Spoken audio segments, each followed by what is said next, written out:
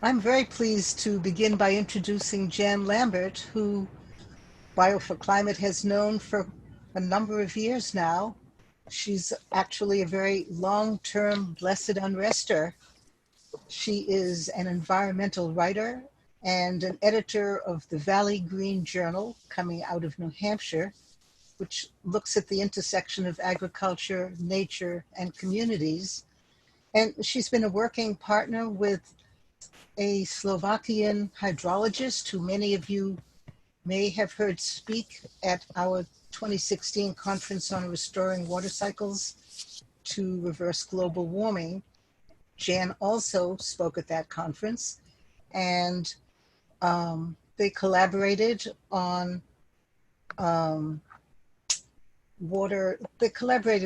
a global plan for the restoration of water cycles and climate, which was first published in Valley Green Journal.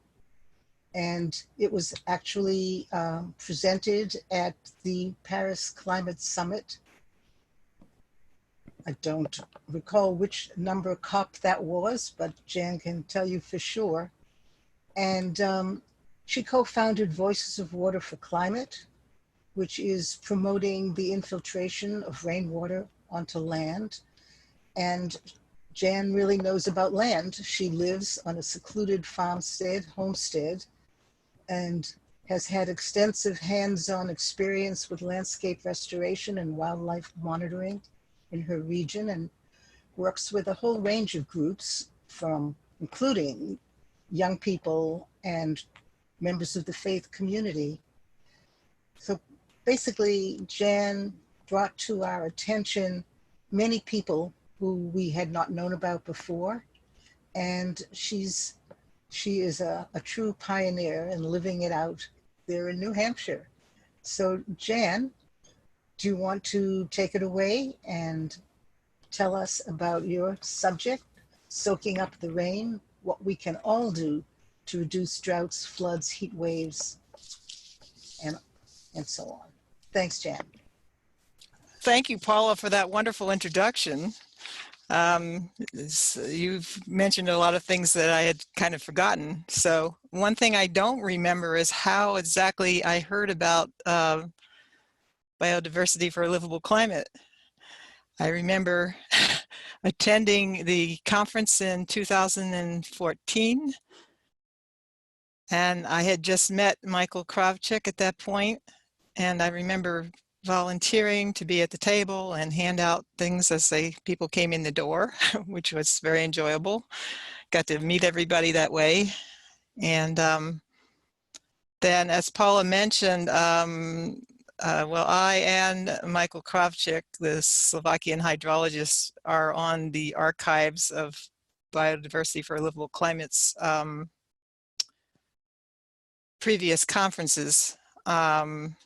He came, let's see, we managed to get him to America in 2015, and I helped him get organized to get here. And he was participating in Boston, not just at the conference, but I believe for a period of time afterwards, going around to different universities and different groups talking about water cycles. As a member of the faith community, one of my favorite things about Michael is he always makes a point that water is a gift from God, and we should treat it as a gift from God and not pollute it and waste it, and learn how to return it into its rightful place in the water cycle. Thank you, Charlie. I don't know what you look like, but I've heard your voice, and thank you for your reference to hydrological cycles a few minutes ago. The impervious surfaces being a major issue. So that's got a lot to do with my message. I've been sharing this picture I just took about 2 hours ago in my front yard here up on my homestead in New Hampshire. I mean, we do get some wacky weather up here as a rule, but this is kind of stretching it a bit. May 9th, 2 inches of snow. Last week we got 5 inches of snow. Well, the good part is that I think it's going to really calm down the black flies for a while. So with that introduction, I'll get into my subject matter. As you may have seen in the program, my title is Soak Up the Rain, What We Can All Do to Reduce Floods, Droughts, Heat Waves, and Severe Storms. I mean, I could say what we can do to help stop climate change, but I like to translate climate change a little more into what's actually happening. And these are the 4 major things that are happening everywhere that are included in climate change. And I do want to emphasize that we do have a website. You can see it at the bottom of there, valveforclimate.org. We have a vast number of resources available online. And so if you have a desire to know more, I have articles that I've written, but also that many other people have written. I have heard the name Walter Yaney mentioned in this conference. I've also gotten to know him. I have co-presented with him a couple of times up in Vermont. I'm not really mentioning his name today because my closest association has been with Michael Kravchik of Slovakia. And that's Michael Kravchik on the far left side of the photo there. And he has a whole team of people. They wrote a book called, this was Water for the Recovery of the Climate. And I actually first heard about this in 2014. I happened to read Judy Schwartz's book, Cows Save the Planet, which I highly recommend. And she's come out with a book since then called Champlain Site. She's well known to Bio for Climate. She's got plenty of things that she's published. But she also lives within driving distance of me, so I've gotten to be able to see her personally and get to be friends with her. And anyway, when I read that chapter 4 in Cows Save the Planet, it was about lost water, and she said it kind of blew her away, and it really blew me away too, because it helped me to see water in an entirely different way. And as it says in the blurb that was published, I never gave the question much thought about what happens to water as it goes down a storm drain. But first of all, I'm just going to take a quick look at what is the new water paradigm, because I'm going to be talking about that. That's a concept that was promoted by Michael Kravchik. Basically, it's a way of looking at water cycles as being part of nature and not being part of pipes and you know, drain pipes and sewers and paved surfaces. And in other words, the second paragraph down here, when rainwater is managed as a commodity or a waste product, and that's the way, particularly in urban areas, water is tended to be viewed as either something they want to drink or something they want to get rid of. So it's kind of interesting because the people who run the drinking water reservoirs don't want evaporation to happen. But the people who trying to get rid of stormwater, they want evaporation to happen. They just want to get rid of it. So they're really kind of conflicting with each other. And what they really all should be doing is respecting the natural water cycle.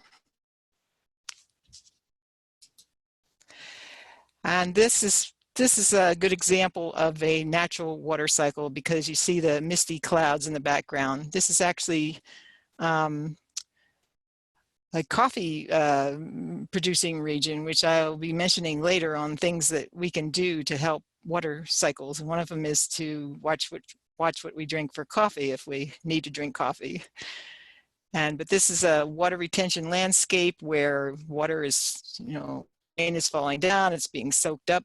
The trees are a tremendous influence and are transpiring a lot of the moisture back up into the air to create clouds, and then it's going around and around. Very simple, really. And yet we humans have interfered with the water cycle to a great degree. So right now, I'm just going to run through rather quickly what we are doing wrong so that we can get more into what can we do right, because Adam says he wants people to get an idea of what they can do besides just go, oh no, another thing to worry about. So my town is Charlestown, New Hampshire, and I'm sure if you live in a town, you're going to see something very identical to this every time it rains.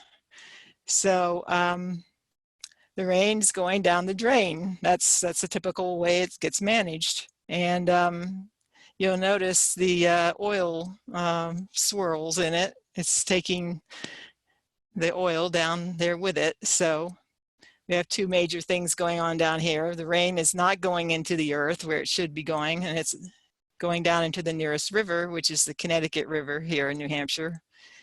And it's also taking this pollution with it. So right now, I'm going to be explaining some things that are already very well known. And that's one of them, that it's carrying a lot of pollution.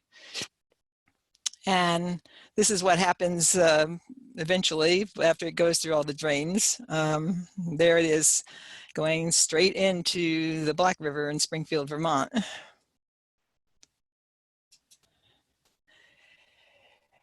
And so this is some more pictures. So saying stormwater runoff is one of the biggest problems facing us in our environment. That's one reason why I've devoted myself to this, because I wanted to try to get good at something instead of trying to understand everything. You kind of have to pick your cause and your battles. And so I've picked this one because I just love water anyway. So not only in the towns and the urban areas, it's a major thing, but also agricultural areas. I believe these pictures were actually taken over in Slovakia by Michael Kravchik, and just showing, the devastating thing that happens. So you're not only losing the water off the land, but you're taking the land. You're losing the water from the land, but you're also eroding the land. And I know there's a lot of people involved in this conference that are experts about agriculture and soil. So I'm not going to concentrate so much on agricultural areas in this talk. I'm going to more just stick to urban areas, because most of the world lives in most of the people in the world live in urban areas anyway. But anyway, so soil erosion, no matter whether you're in the country or the city, that's a big problem with stormwater runoff. And then of course pollution.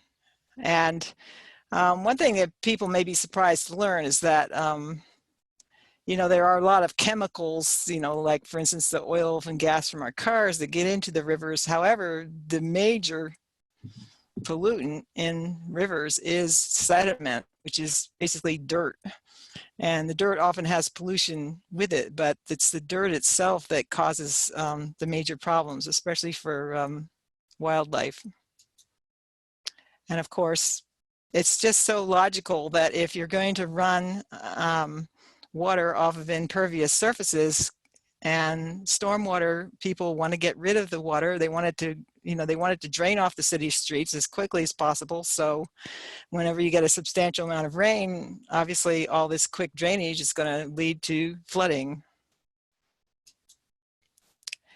And drought is the other side of the coin from flooding, because you can get into these vicious scenarios like what happened in Slovakia, where it's usually the rivers are either flooding or there's drought. So the rivers flood, the water all gets rapidly run down to the ocean, and so there's no water left in the land. And so this is a lake in California that has dried up. But that's not all. There's other things that stormwater runoff contributes to that perhaps are a little less well recognized. Now, there's a lake up here in I'm right on the Vermont-New Hampshire border. I'm about right here. And but up in the north part of Vermont, there's Lake Champlain, and perhaps you all have been up there. It's a big lake. It's 490 square miles, and it's an average of 65 feet deep.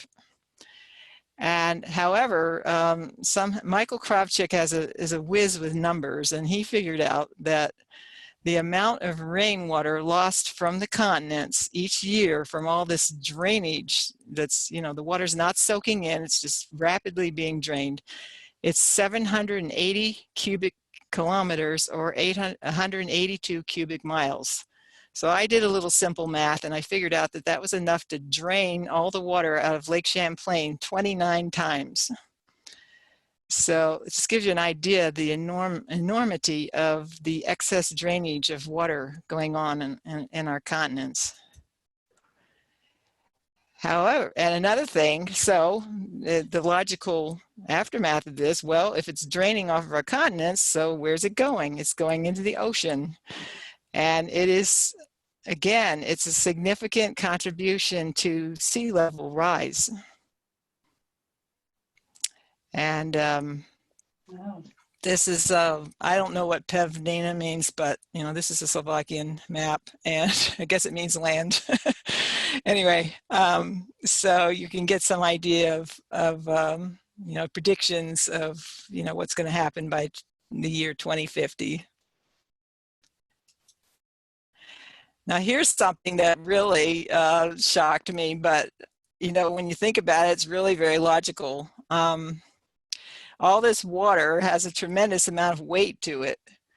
So it makes a lot of sense that if you start removing the weight, that the Earth is accustomed to, it's going to encourage those tectonic plates to shift around suddenly and lead to earthquakes. So that's another idea that Michael Kravchuk has put out there.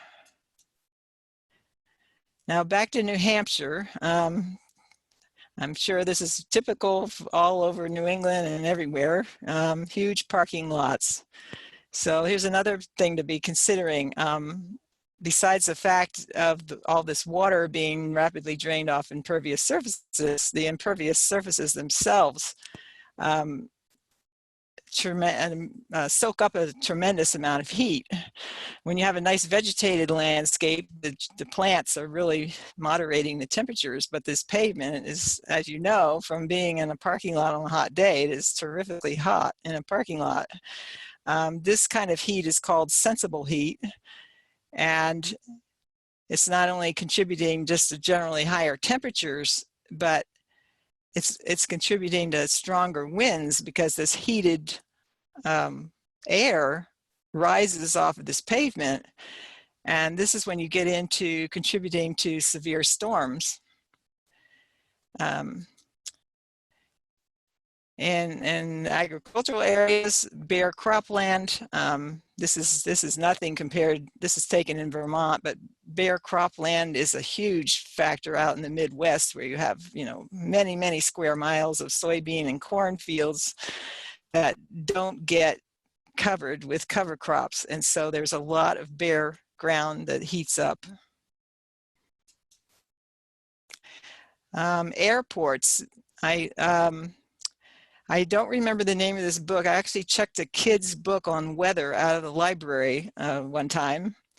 And it stated in there that airports are a terrific breeder of thunderstorms, violent thunderstorms, just because of the vast amount of paved area that they have. And so this was just a book about weather, and it stated right there that you can expect more thunderstorms in the area of airports. And sometimes a thunderstorm, even tornadoes. Of course, it's all about tremendous variations in temperatures. One thing Michael Kravchuk points out is that it's not so much the increase in temperature, but it's the increase in the extremes of temperature. So it's when, as anybody who knows a tiny bit about weather knows that weather is caused by air masses moving around, and when you have a cooler air mass in one place and a hotter air mass in another place, you're going to get winds. And so the more bare, impervious, or bare land surfaces we have, the more uneven distribution of temperature we have. So what can we do about all this? Well, the first thing we need to do is to get really just to understand the basics about water cycles and how to let nature restore our ecosystems with water.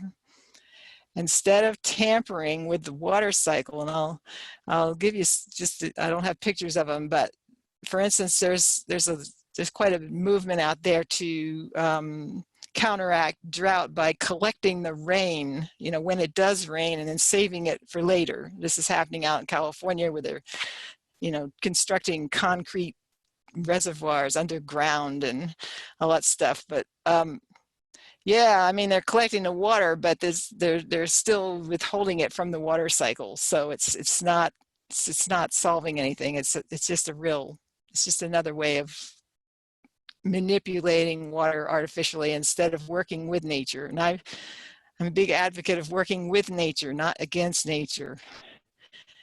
And so basically a water cycle, we need to remember that the sun powers the water cycle.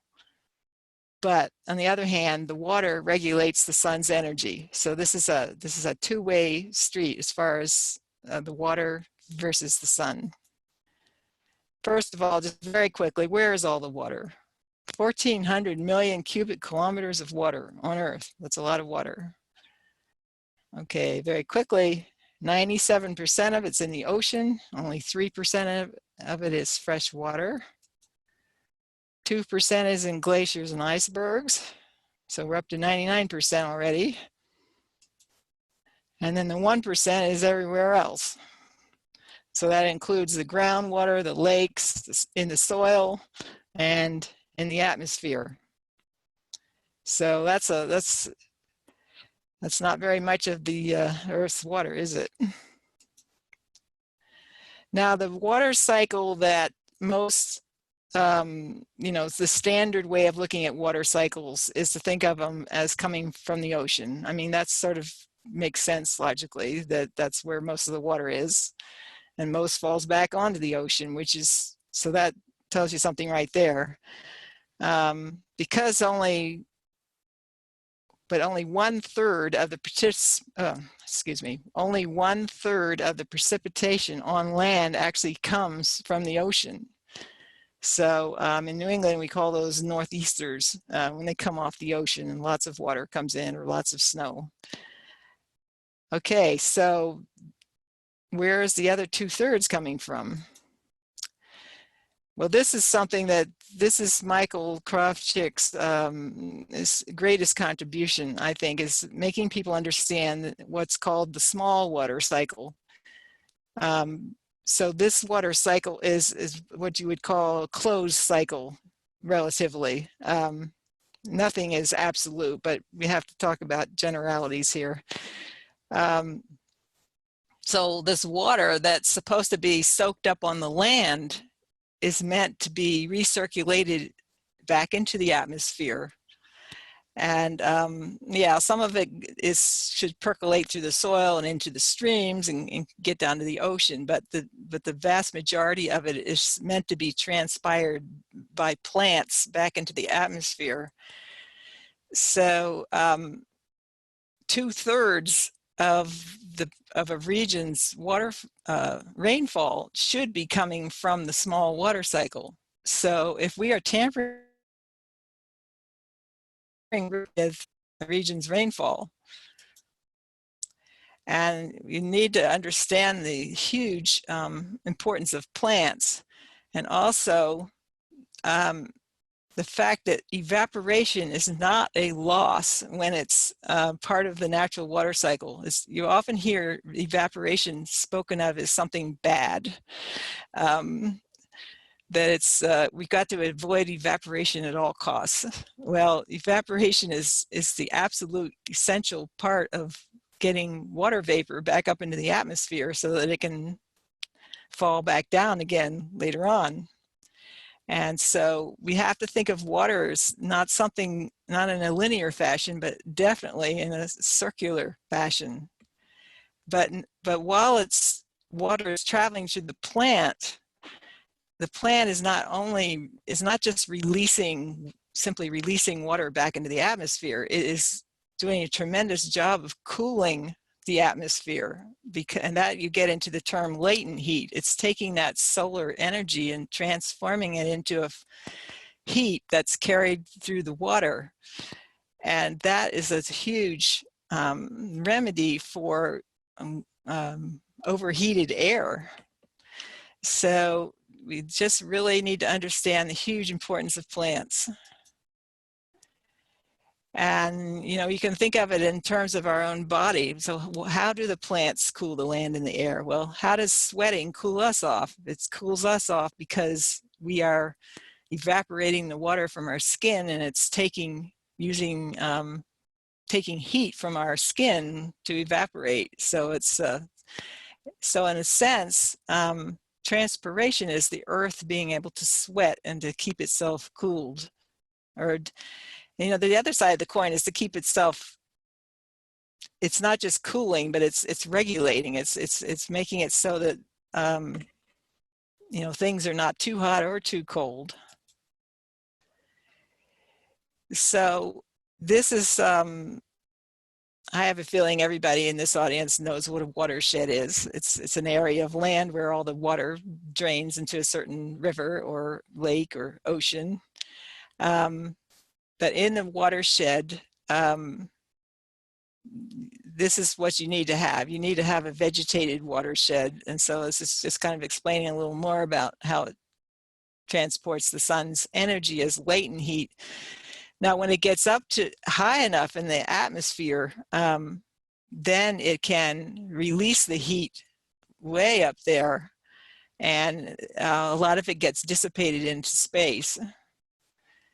So there's so much, you know, nature knows how to do it, and we don't need to be tampering with nature. I mean, one of the scariest things I've seen is this interest right in Harvard about geoengineering to you know, spray some toxic chemical all in the Earth's atmosphere and hopefully, you know, cut down on solar energy. We need to be working with nature. It's time to stop tampering with nature and learn from nature. So here's what a lot of things that anybody can do. And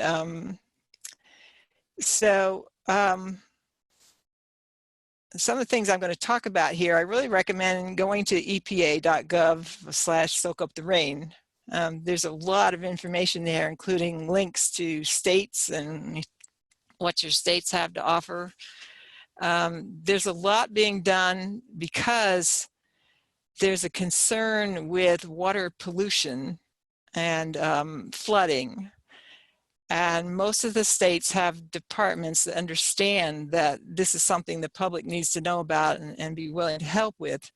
They don't really get the climate connection so much, but however, the good news is it doesn't really matter because it's the same thing you need to be doing, which is why I started this, you know, organization, Voices of Water for Climate, where we're specifically promoting water infiltration, because it's just so basic and it's so simple and anybody can do it. Now, like I said, I'm not going to concentrate too much on the farmers because a lot of other people are doing that. A lot of people that are really into soil restoration, which is wonderful. It all works together. Obviously, better soil absorbs more water. But anyway, you can't overestimate the importance of cover crops.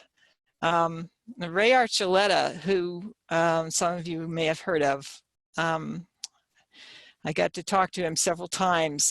He works for the U.S. Department of Agriculture, or he did. And when he found out about Michael Kravchuk's ideas, he got really excited and he started going around trying so hard to get people in the Midwest. He lives in Missouri, and he said, Jan, you wouldn't believe all the land out here that's just left bare.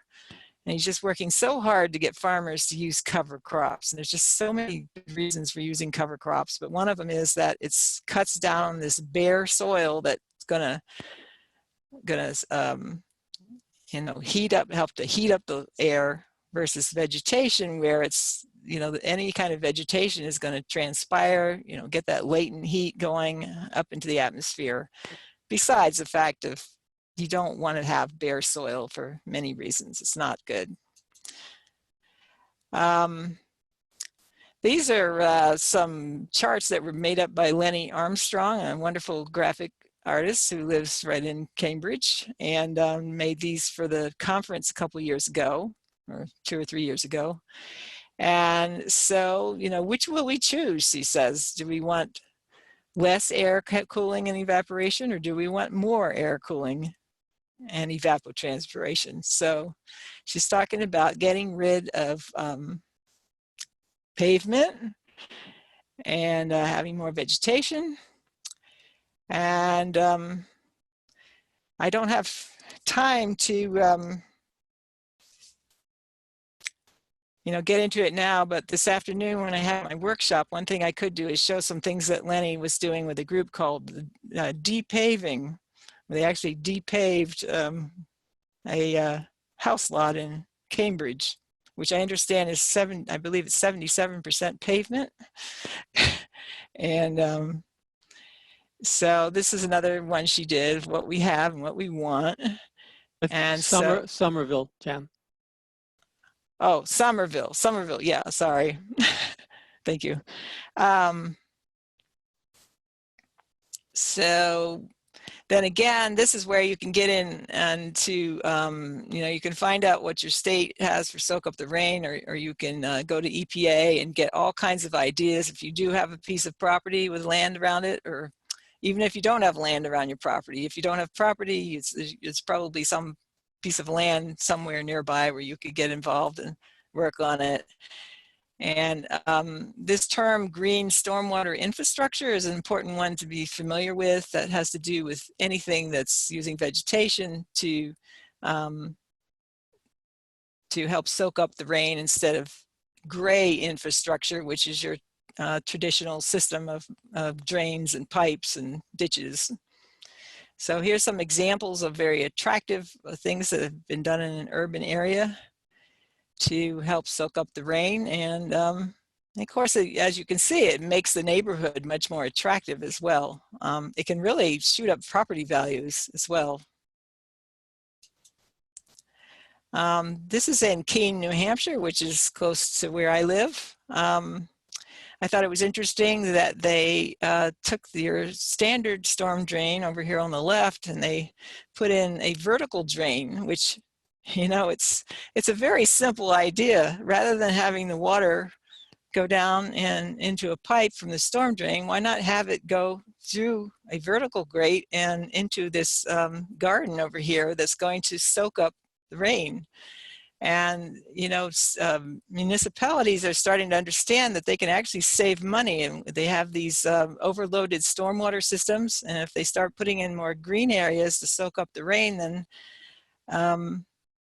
you know, they don't have to build more gray infrastructure underground. So it can be a real cost saver.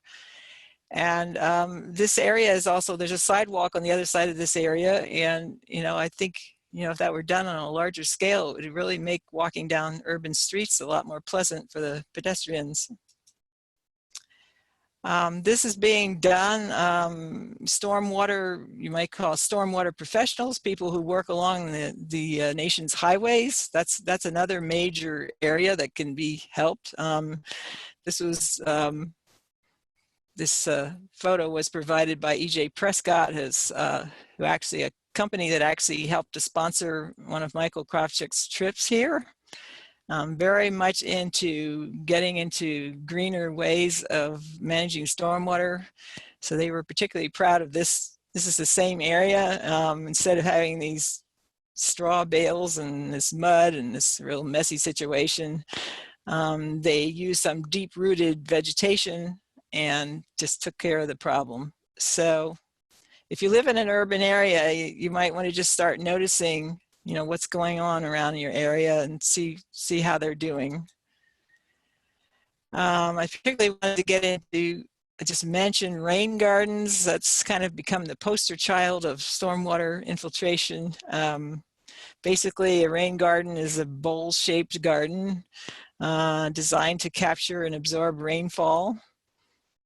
And the rainfall is coming off of people's driveways, off of the roofs, down the street, any kind of impervious surface. And as you can see, I mean, this is a very attractive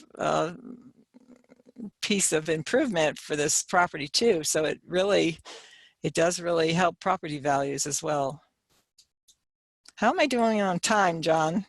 Jan, it's time for Q&A. Okay. Well, okay, here's putting in a rain garden. All right, I'll do that later. Okay, so, well, John was going to show a video by Michael Krawczyk. It's going to take 3 minutes. I think it'll answer a lot of questions. And while he's showing that, I think I'm going to look and see if people have typed in questions. Is that, will that work? Yep, I'll even start the video.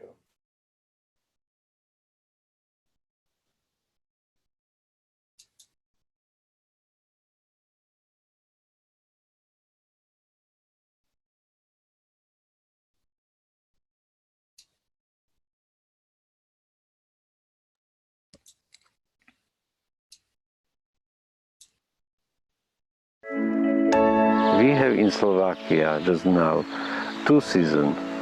We are jumping directly from winter to summer.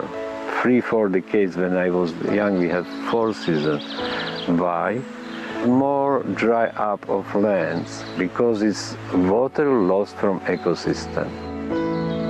We know that water which are lost from small water cycle, it's the same like in bleeding from our body.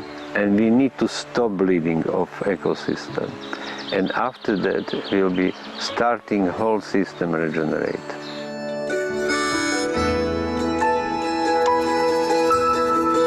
My name is Michael Krawczyk. I'm from Ľudia a voda, which means in English is People and Water NGO. With my colleague, we published the new water paradigm in 2007, and it's 2010. Was massive historical flooding in Slovakia because from roofs, from streets, from paving, parking place was runoff water very fast and concentrate, which means bad news and danger. Our prime minister was a sociologist and she invited us to help for Slovakia. I create with my team and we prepare this program for whole Slovakia. Government say, okay, 25 million euros. Whole idea was to stop erosion process, stop runoff sedimentation, to harvest water, and with every water retention measures directly on the stream support clean water. First years was implemented in 488 community and create more than 7,000 jobs, more than 100,000 water retention measures with volume of around 10 million cubic meters. And this solution was extremely cheap, which means it is good. Košice drop is one drop of inspiration for a lot of drops around the globe. If people listen us, we will be success very fast. Not only we are, for Australia, for India, for China, or in Spain, for Africa. And it's listen guy, we are completely dependent on the water because we are water. And after 1 year, we can save climate system and recovery.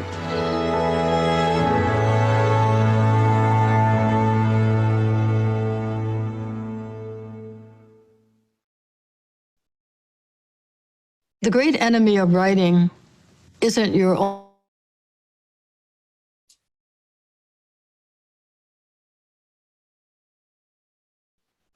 Okay.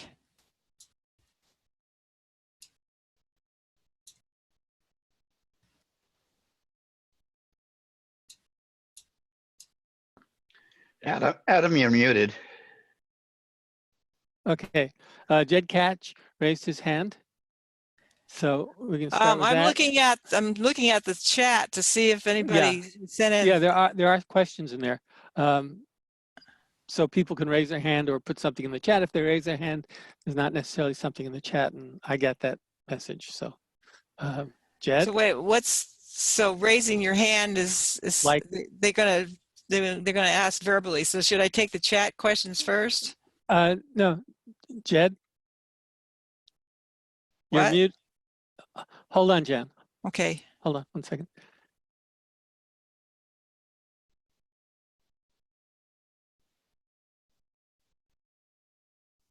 Here we go. So, Jan, I've heard that there are various solutions to pavement where people need roadways or walkways. Instead of impervious surfaces, there are so-called porous or pervious surfaces. Do you know anything about those and whether that would be effective? Yes, there are a number of products being developed that allow water to drain. One way you can do it with what's called Pervious Pavers. I believe there's somebody connected with Bio4Climate that's into that business. So the idea is that you have spaces in between the pavers that infiltrate the water. There also have been, it's been going on for quite a few years, various pervious pavements. I haven't really caught up with it lately. That's a rapidly evolving technology, but I'm sure you could Google and find all kinds of information on it. Thank you. Okay, you want to just go through the questions in the chat, Jen? Okay, so, well, there's been some comments. Yeah, Adam commented that you can download the Water for the Recovery of the Climate book. Also, I should mention that, yeah, I've written a book called Water, Land and Climate, The Critical Connection. That can be downloaded from our Val4Climate website, and we also sell bound printed copies that are very nice. So let's see. Somebody made a comment about mosquitoes on surface water drainage. That's a question that often comes up, especially in regard to rain gardens. Rain gardens are constructed in a way such that the water should be draining totally into the ground within 72 hours. So there's no way that mosquitoes would have time to breed. And also, there's a lot I haven't had time to get into, but there's a farmer in Missouri named Greg Judy, and he put in a whole bunch of what we call swales, which are water catchment ditches. And he said that so many frogs moved in, it was just amazing. So when you get mosquitoes and trying to breed in still water, and you have your natural predators out there, that really doesn't become an issue. So that's why we really need to learn to work with nature. Okay, Jan, one more question and then we have to move along, but I'm sure people will enjoy your workshop. Yeah, we can get into all this in the workshop. Yeah. Could beavers have done the same job in Slovakia? We're going to get it. I've decided we're really going to get into beavers in the workshop, because that's one of my favorite topics.